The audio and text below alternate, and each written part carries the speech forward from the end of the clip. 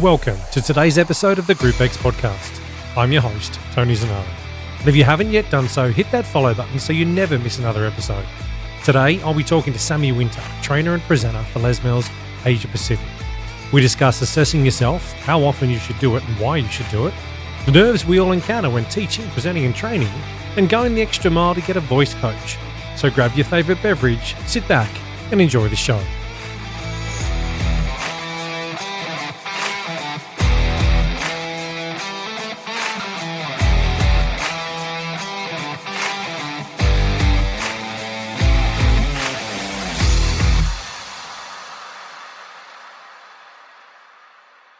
Sammy, thank you so much for coming on the show and having a chat with me, mate. I appreciate it. Very welcome. Great to be here. Great to see you again. You too, mate. I've seen you in a little while. I know, it's been a while, so it's nice to see, even though it is via Zoom and face-to-face, it's still nice to be able to catch up as well. So, yeah, thanks, mate. Face to almost face. Yes.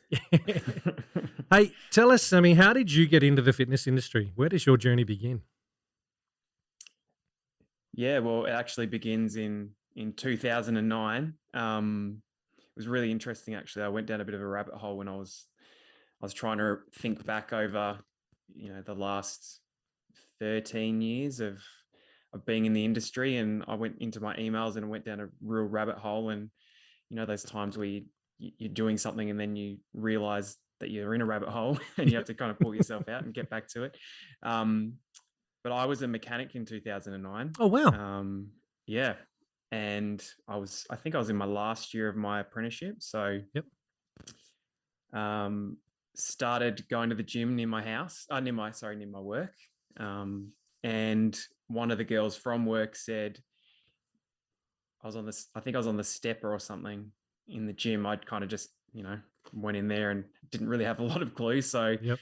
The cardio equipment's the easiest thing to use. So I was using that, and she came up to me and said, you should come and try this class, this cycle class. And I was like, oh, okay, I'm not really doing anything else. It's 4 o'clock on a Thursday or a Friday or something. And I jumped into the class and sat the back row where most people start their journey, and did this class with this guy called Dean. And it wasn't actually an RPM class. It was just a freestyle cycle class. And I just remember sitting there thinking, you know what? I like riding bikes. Yep. And I like music. Yep. And this guy's almost like a bit of a DJ on the bike. And I thought that was really cool. So I thought, why not? So I just started doing the classes, and a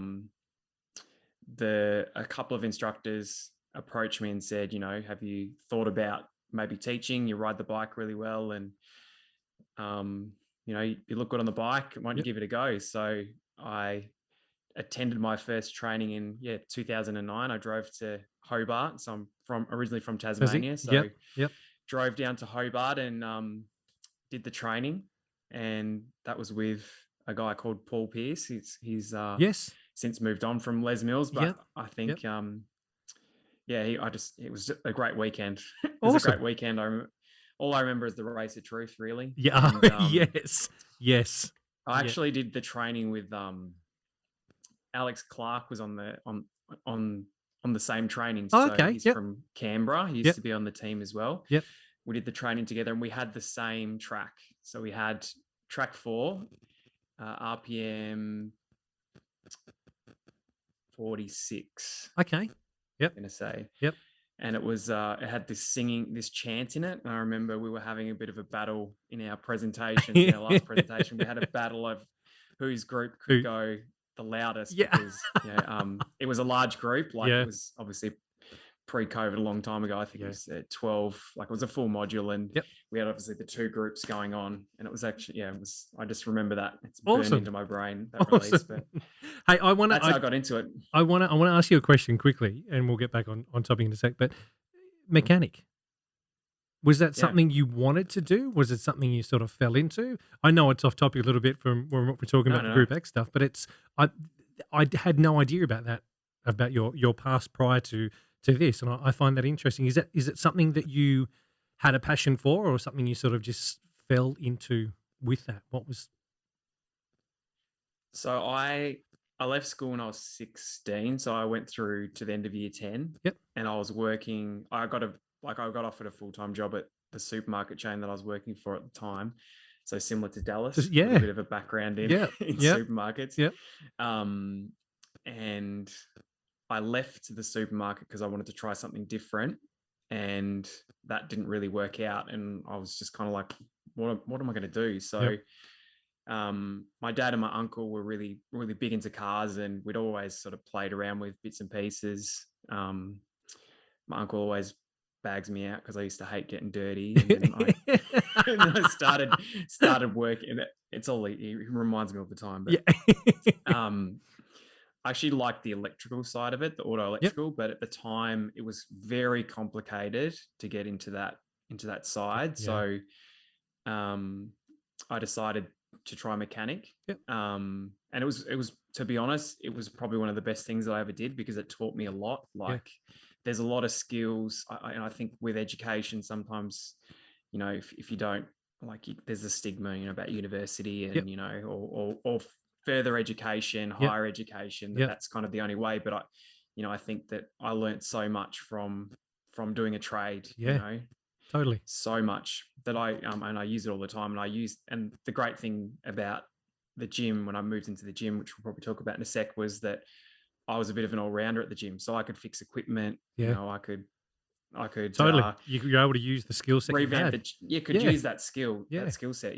So that was really cool, mate. I know I sound shocked with that, and I probably shouldn't, but it's just I had no idea. And knowing you for the years that I have, I love hearing that, because it's totally different to most stories that I've heard.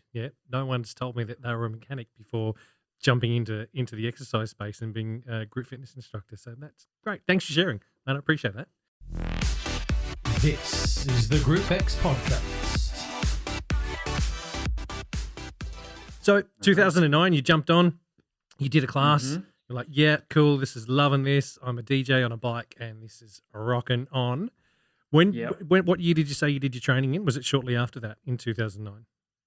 Yeah, it was the end of 2009, I think. December. Yep. In Tassie. Now, So you're not in Tassie anymore, though, are you?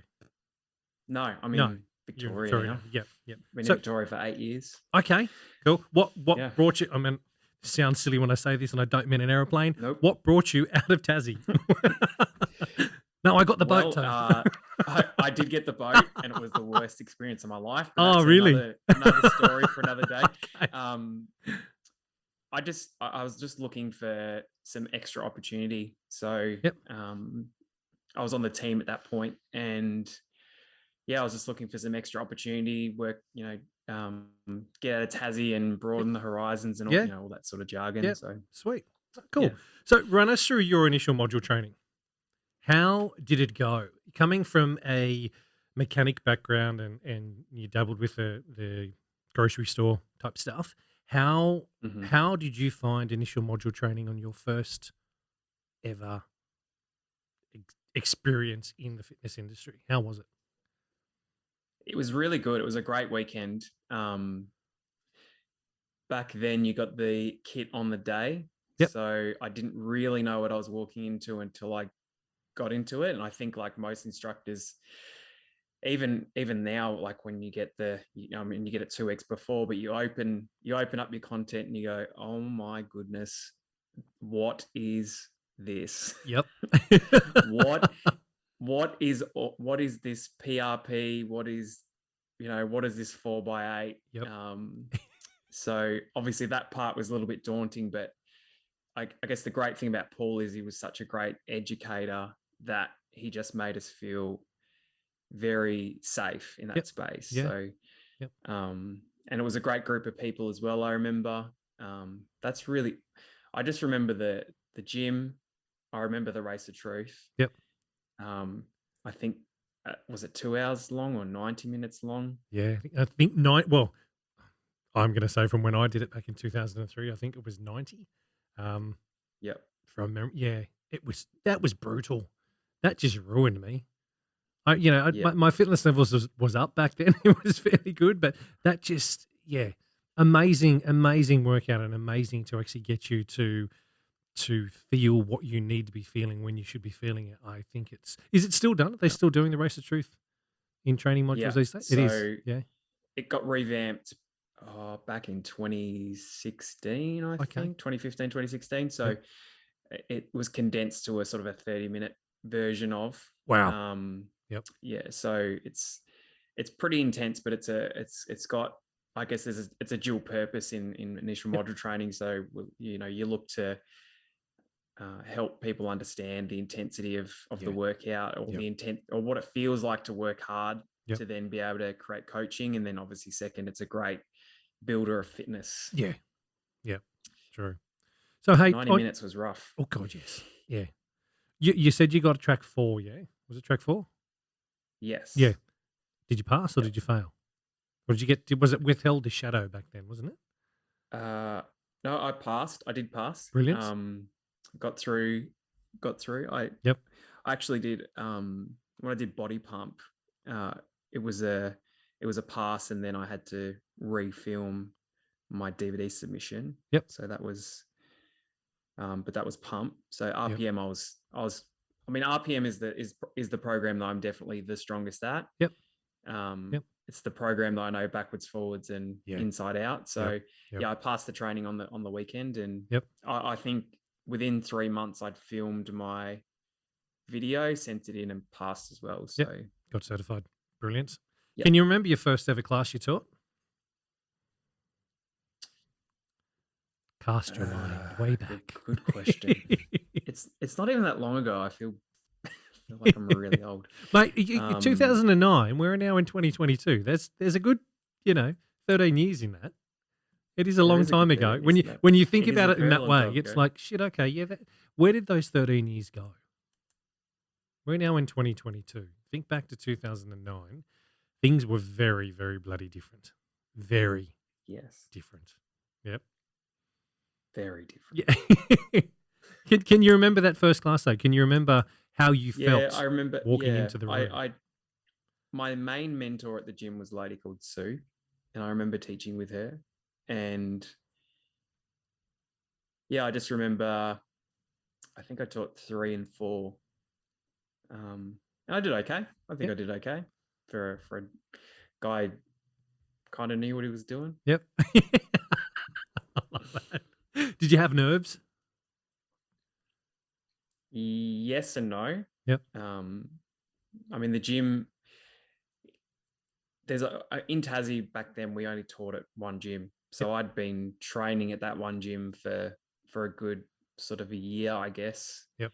When it came to doing that, I knew a lot of people in the class. So you had a lot of support. It was good. It was good to have that support, that community. Yep. Yeah. Cool. I like that. So talk to us about the opportunity when it came up for you to join the trainer presenter team. How did that opportunity arise? The GFM was on the team in Tassie. Yep. And I just liked the idea of being able to share the program that I really love with other people. Yep. Whether that's in a trainer or presenter capacity. I didn't really know much about what it sort of meant. Yep. I used to love attending quarterly workshops, and I had the likes of Phil Anderson and Jacko, and got to see those guys. George Tonga, got to see those guys. Naive Sorry to question. name drop, but no, mate. They're coming on the show anyway for a chat if I can get them on, so it's all good.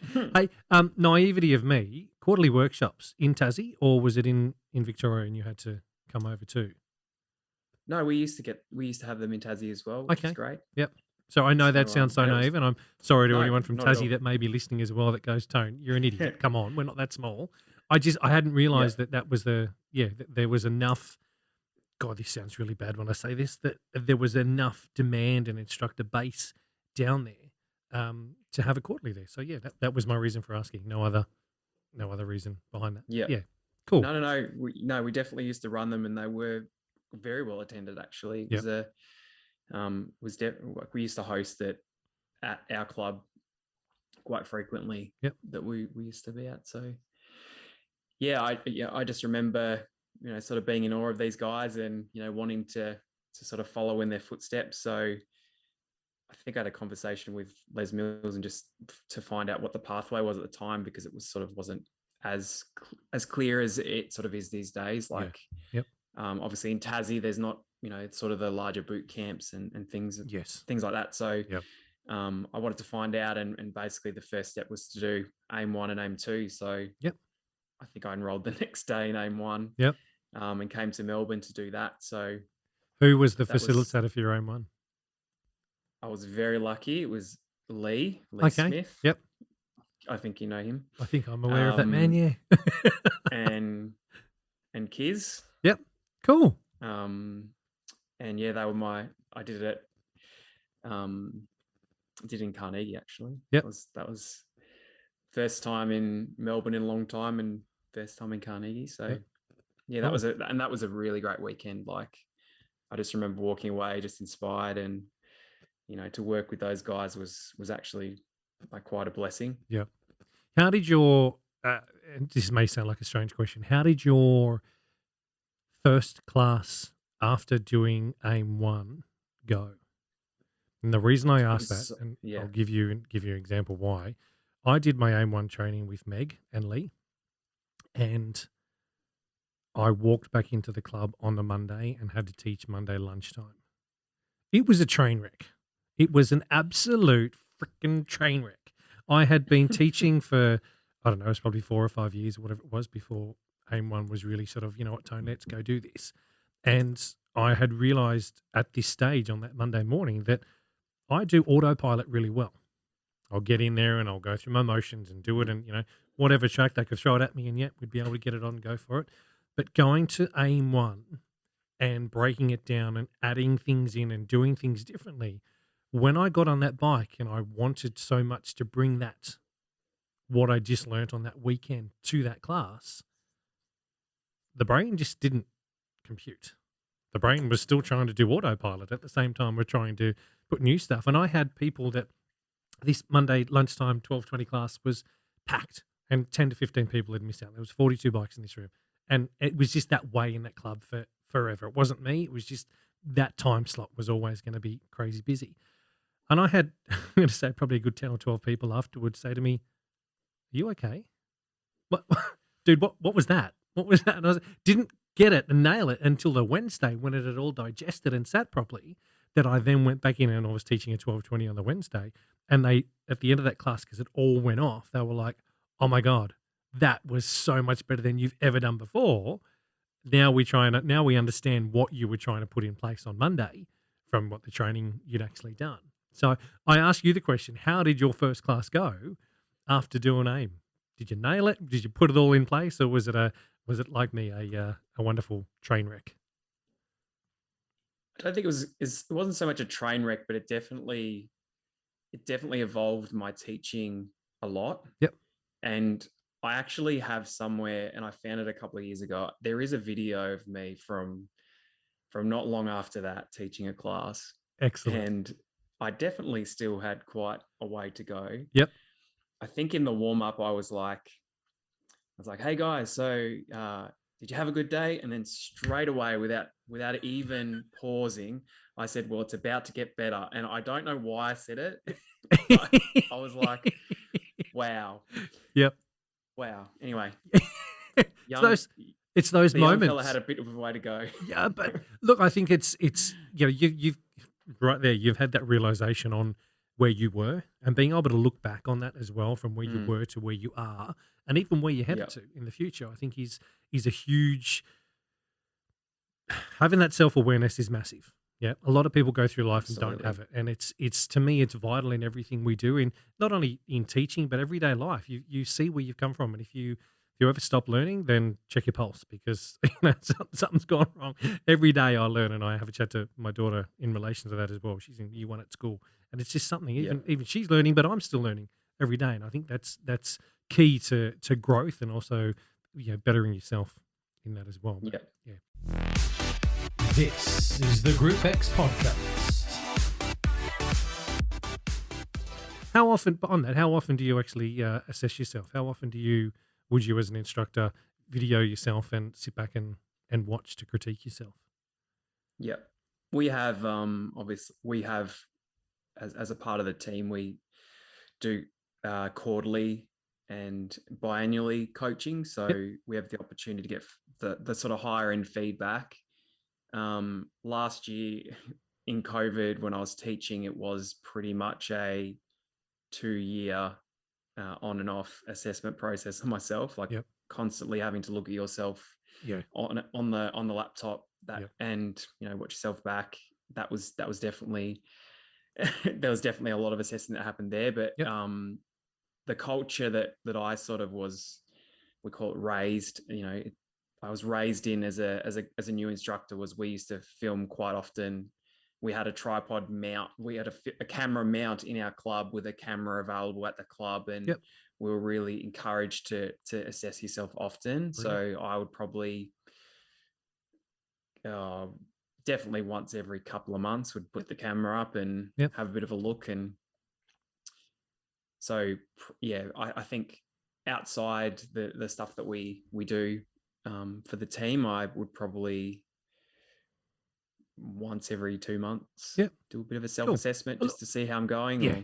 Or I'll be honest and say I didn't do it that often, but it was one thing that every so often I would do. Not so much when we moved to Canberra, but more so in Sydney and at North Sydney, Fitness First, when I was there, was something that I would try and recommend to the team to do quite regularly, because you can get quite complacent, if you're in, especially if you're in a busy gym and you're teaching a busy time slots and you think, oh yeah, I'm great, I can do this. They're going to come no matter what on those busy time slots. It's if you're actually getting an off-peak time slot and you can be a great instructor and pump that class no matter what time of the day it is, especially more so harder in those shoulder slots. But I think it's vital to give yourself that feedback that you can give, but you're also lucky that being on the team as well, that you can get that feedback from those in the higher up positions, the program coaches or whatever they're called these days, that can offer you that and give you that as well. I think it's great to maintain a level on it. Saying that though, the first step to that coaching is we have to we watch it ourselves and we provide our own view of. So essentially, you are the actor and the director, providing yourself feedback as well, because that being able to assess yourself as a third party, rather than just looking at it going, oh geez, I don't like what I wore today, or oh, my hair's not looking great, or geez, my voice. Was that a dig at me because I've got no hair? What? No, not at all. No, mate, just kidding. Just kidding. So you were saying that the GFM at your club, was it put you forward, recommended you for? No. I just remember him being on the team, and I wanted to find out more about it. Right. Yeah. Okay. Yep. Yeah. So you did your DVD or video? You sent that through? No, so I did AIM 2 first. Okay, yep. Because that was obviously the second step. So completing both the AIMs. So I came over to Melbourne again and did AIM 2. Yep. And that was with Paul and Meg. So cool. Yeah, I was pretty unaware, to be honest, that that AIM 2 was also used as a part of that process as well. Yep. I just sort of thought it was just another thing that is required as a benchmark for that. So, I did AIM 2 and worked super hard. And what I tried to do was to try not to focus too much on myself on that weekend, like take on the tools. I just remember taking on the tools, but also trying to be present with the other people on the module. Yep.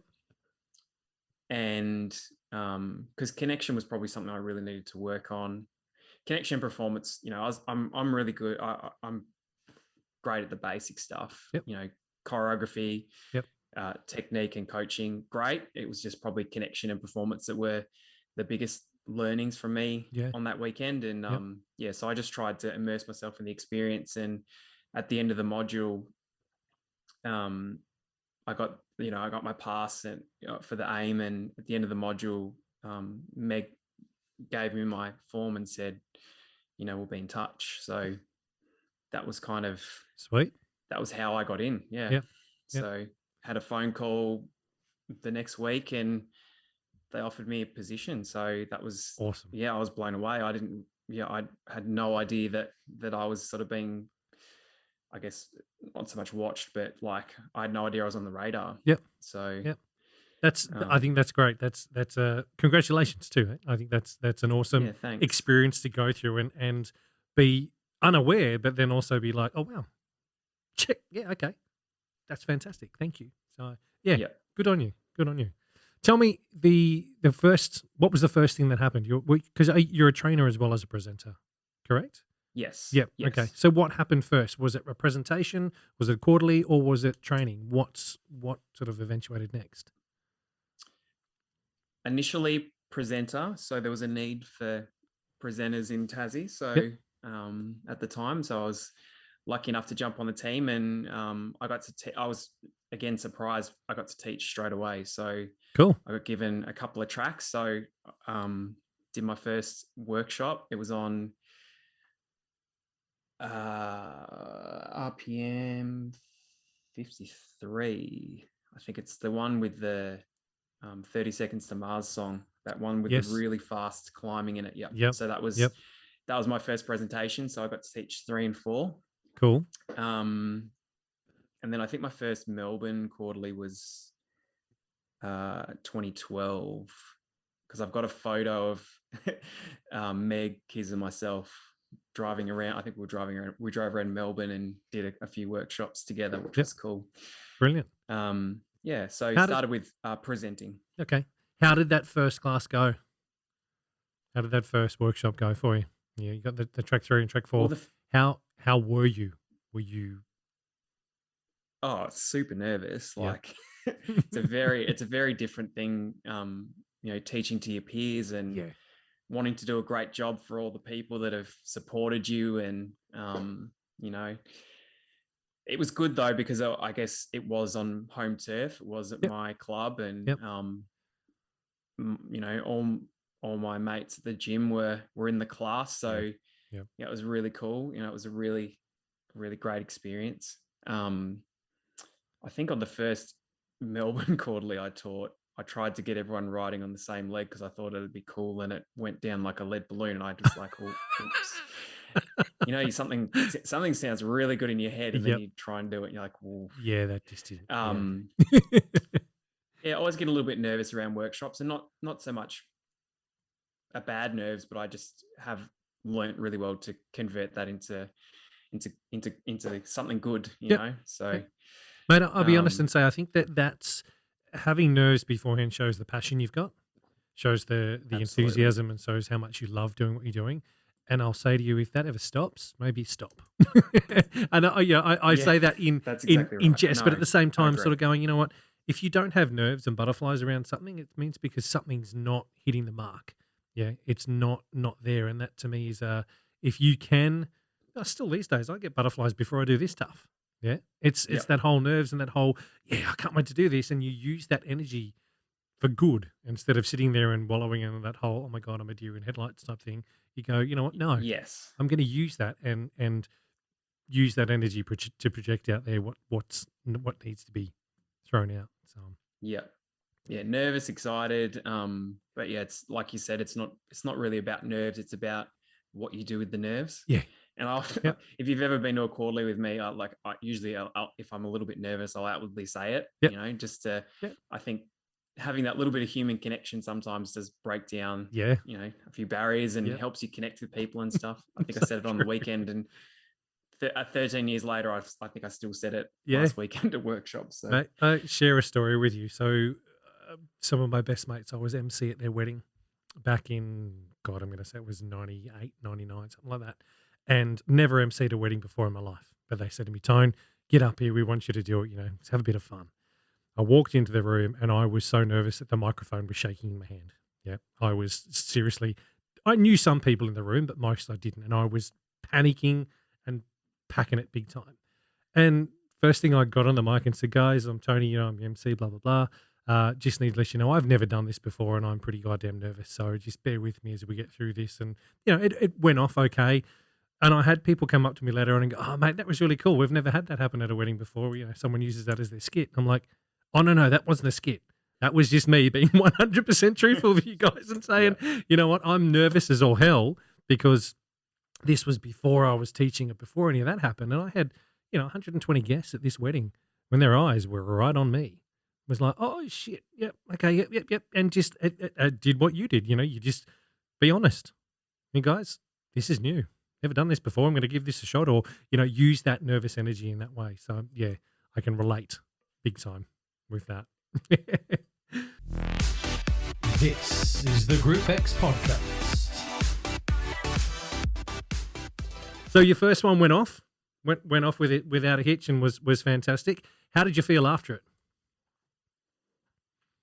After that quarterly workshop? Good. I say good like that, but I personally am I'm better at it these days, but I'm a natural overthinker. Yep. So, yep. Like the class went well, got great feedback. Had a couple of things to work on, as we all do. I mean, there's always something you could have done a little bit better if you did it again. Yeah. Coulda, shoulda, woulda type. Yes. Type stuff. Yep. Yeah, but probably the first few times I was probably a little bit hard on myself, and I would probably think about it a bit too much, Yep. So, yep. But yeah, it went. Yeah, I think it went pretty well for a guy who's only just started doing it. It's a very different experience. Yeah. Like I said before, teaching to your peers is very different. Yeah.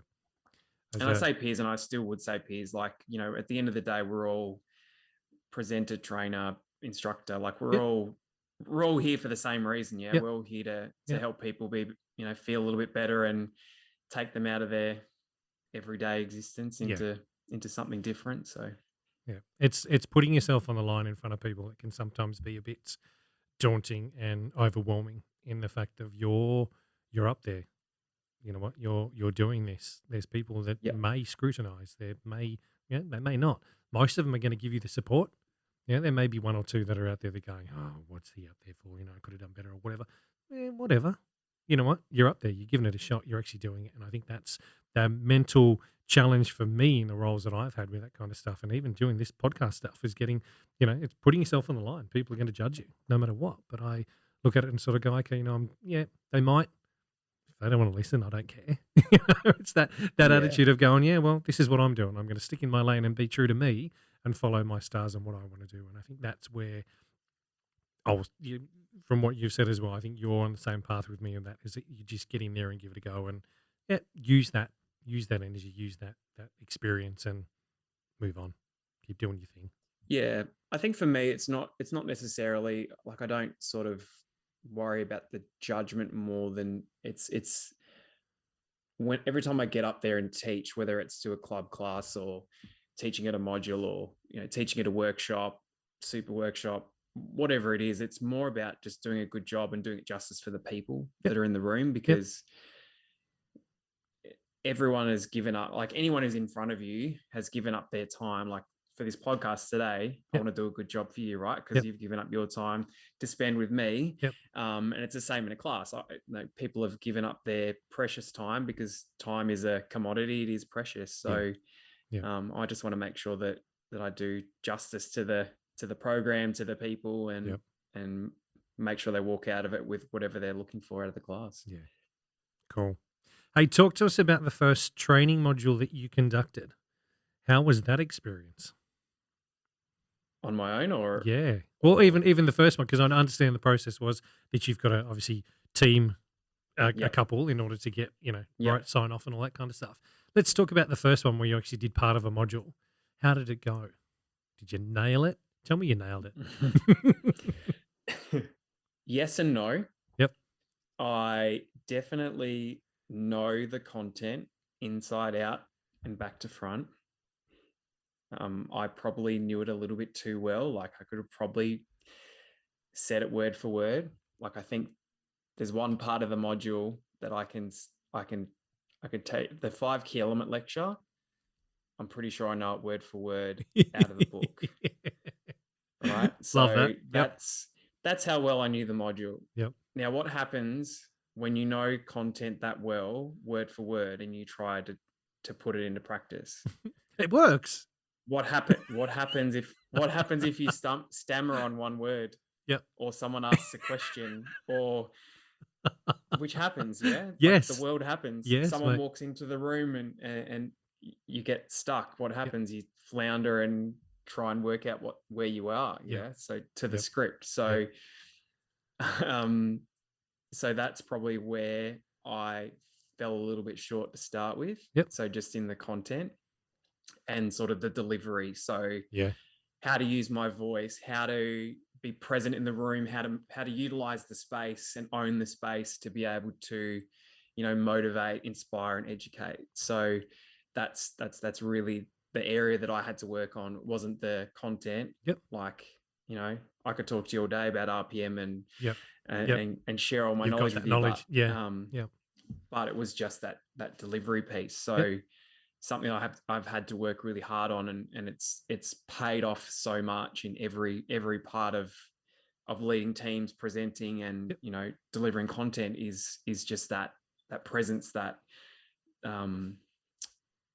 the vocal range, etc. Yep. I actually did work with an acting coach. Oh, cool. Funnily enough, or a voice coach. Yeah. No, not an acting coach, a voice coach, and her name is Jenny Kent, and she actually, I found her. I didn't even realize this, but she provides voice coaching for actors on shows like Home and Away and those sort of things. So she was and Hollywood movies and stuff. So she was really, really worth spending time with. And I learnt so much. I think I did like 10 sessions with her. Is that a face-to-face thing, or is that online? I mean, obviously things have changed now, but it was face-to-face? Back then, yeah. Wow. And I was basically given different, we'd talk about different concepts, and then she had all these books on the shelf, and she'd just pull a book out and she'd put it down. She'd pick a sentence, she'd photocopy it and give it to me and say, now I want you to read this. And I'd read it. And then she'd go, okay, I want you to play with this word. Yep.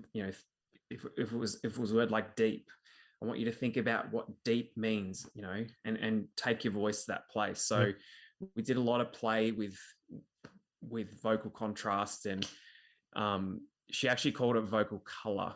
And I found that really interesting, because I'd always get feedback about contrast, and I never really understood it, what contrast actually meant. And when she broke it down like that and spoke about color, that really changed my perception of, because I'm a thinker, that really changed my perception of what it is. And really interesting. So cool.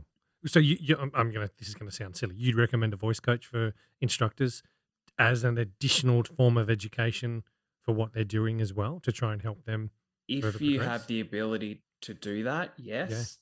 If you don't, that's okay. There is lots of free content online. I think there's a PDF somewhere. If you search for the Toastmasters Guide to Speech Delivering, have you seen that? Yes. Yep. Cool. So there's a lot of free content out there, but if you've got the ability, absolutely, like you'll never learn. You'll never learn more different ways than seeing a voice coach, because essentially in cycling programs you don't really have that ability to use the whole stage, like in a program like Body Attack, where you can be big, you can be animated, you're on a bike, so your voice is one of those key tools. So. Cool. I like hearing that. That's a bit of education for those that are out there as well, that are interested. So suss it out, see if you can find a voice coach, if you can afford it. Otherwise, jump online and find those free tools that are out there. I think it's a good idea. So thanks, mate. Thank you very much. This is the Group X podcast.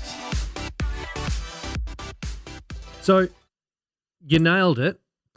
Yeah. Oh, yes, absolutely. You went really well and did. Yeah. Okay. So did someone actually walk in, or did you get off track? Is that what happened with that module? Oh, I can't remember the exact circumstance, but I just know that there was a bit of fumbling. I over prepared, which meant I was too rigid with delivery. So it meant that I didn't have as much connection with instructors, and probably wasn't quite as engaging as I could have been if I had have, sort of done it the way I do it now. Let me ask you a question on that. Were you trying to be you or were you trying to be someone else? And I ask that because some of the recent podcasts that I've chatted to, a lot of the guys have sort Mhm. of said they walked in with that when they were going through that training, and they were presenting how they thought they needed to present, not being authentic to them in getting that content across. Were you trying to be you or were you trying to be someone else? And that is I a can very honestly say I confronting don't know what question, I was. Tony. That is a confronting question. Sorry. Actually, I don't. I don't actually know what I was thinking, to be honest. Yep. Um, I think I just wanted to, like I said before, I just wanted to do a good job, and I think I Yep. got so focused in the content that Yeah. I just kind of forgot there was people there. Yep. Like.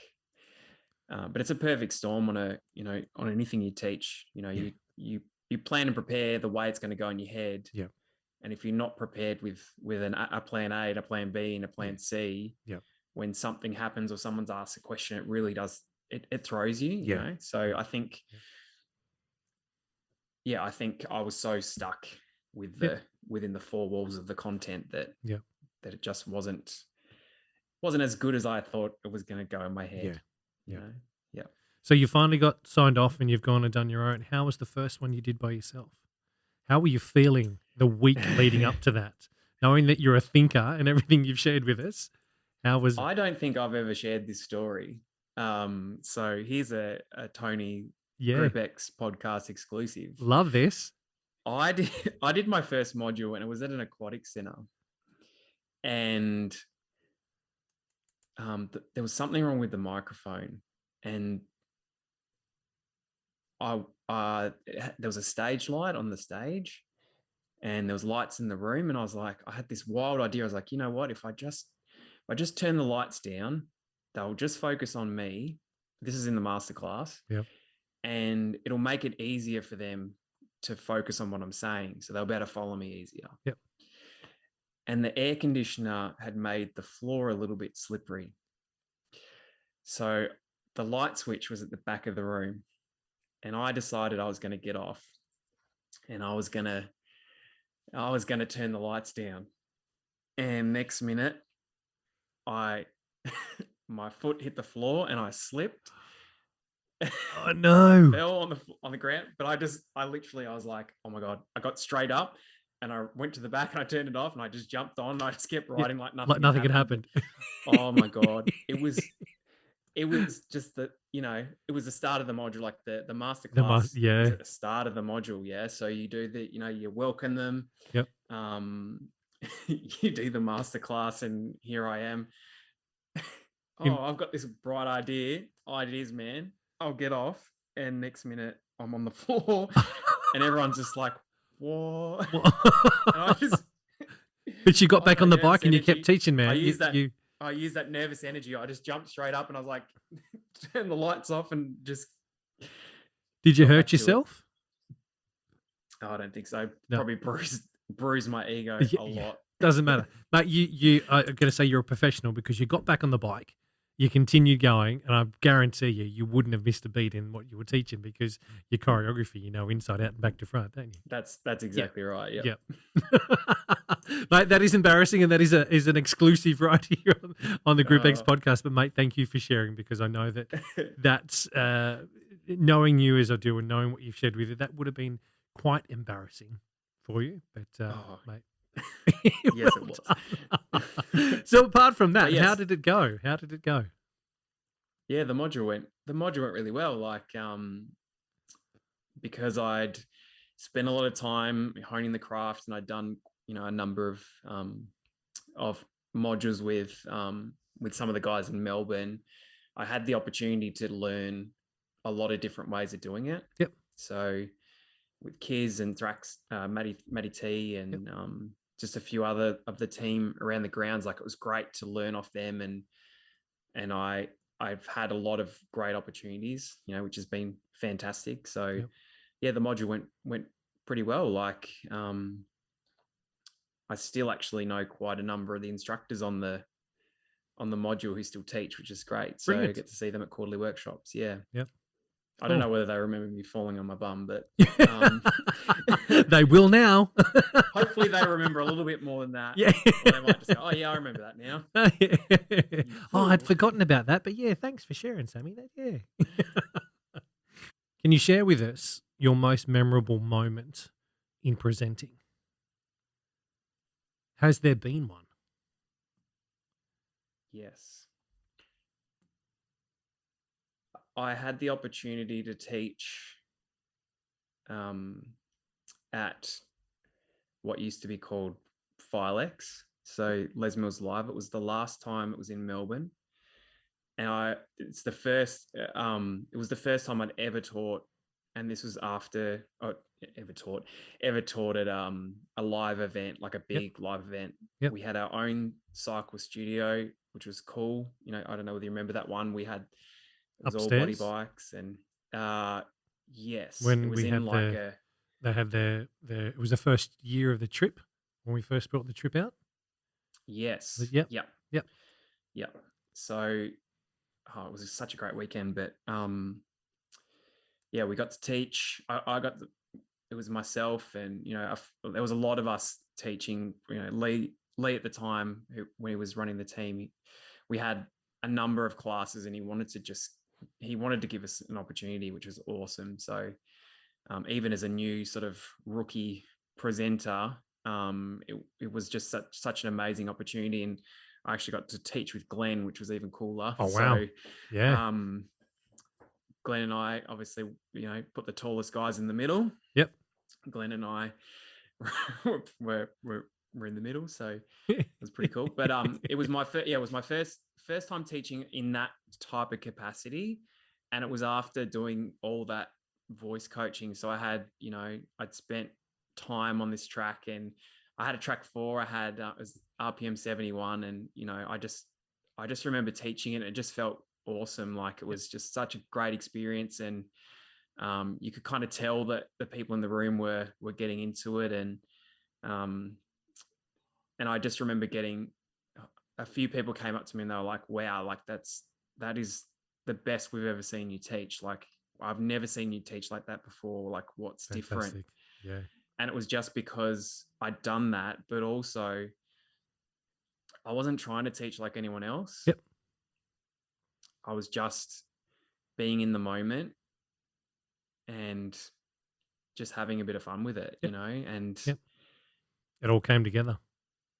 it all came together. And it was just like a perfect storm. Yep. And Well done. Glenn was cheering me on through the track, and it was just really cool. Like that's probably my favorite class that I taught. Yep. And interestingly, mixed terrain is not like, I think there's this old stigma maybe around the track that, it's sort of that in between track, like Yep. your big tracks are your 3 and your 5 and your 7. And I just remember I just wanted to make a moment of it, and I feel like I did it justice. So Well done.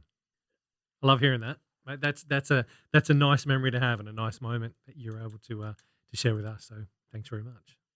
Hey, if there's any bit of advice or words of wisdom that you would pass on to instructors that want to follow in your footsteps, what would they be?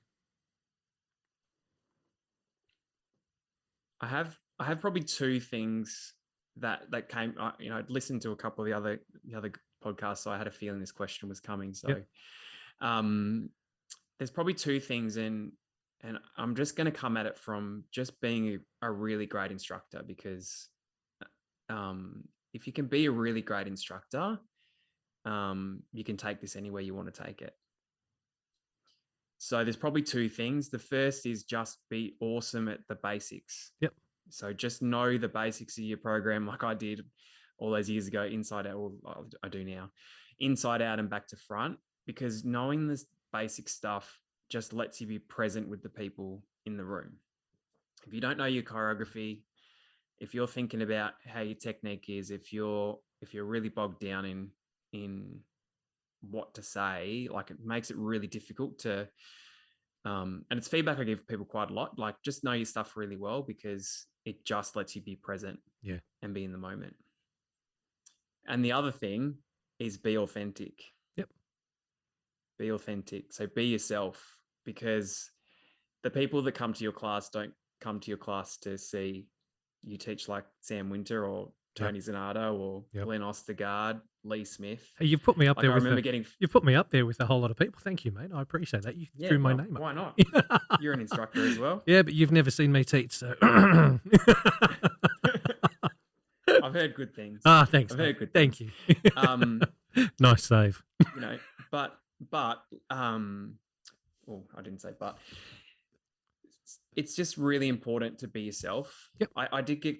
I mean, I remember getting feedback back in the day, like, you know, you teach like a young Lee Smith, which is, you know, that pumps your ego up, but also, you know, it's great to have attributes of another instructor, but also just make sure you do it in your own authentic, genuine way, you know. So, and people can smell when you're ingenuine, or they can sort of sense that, you know. So I think just being genuine and authentic, you know, is another way that you can really shine as an instructor. Yeah. Mate, thank you. Thank you so much for sharing your journey with us, for coming on and spending an hour of your afternoon with me. Mate, I greatly appreciate, greatly appreciate you spending some time with us. Thank you. No worries. Thank you very much.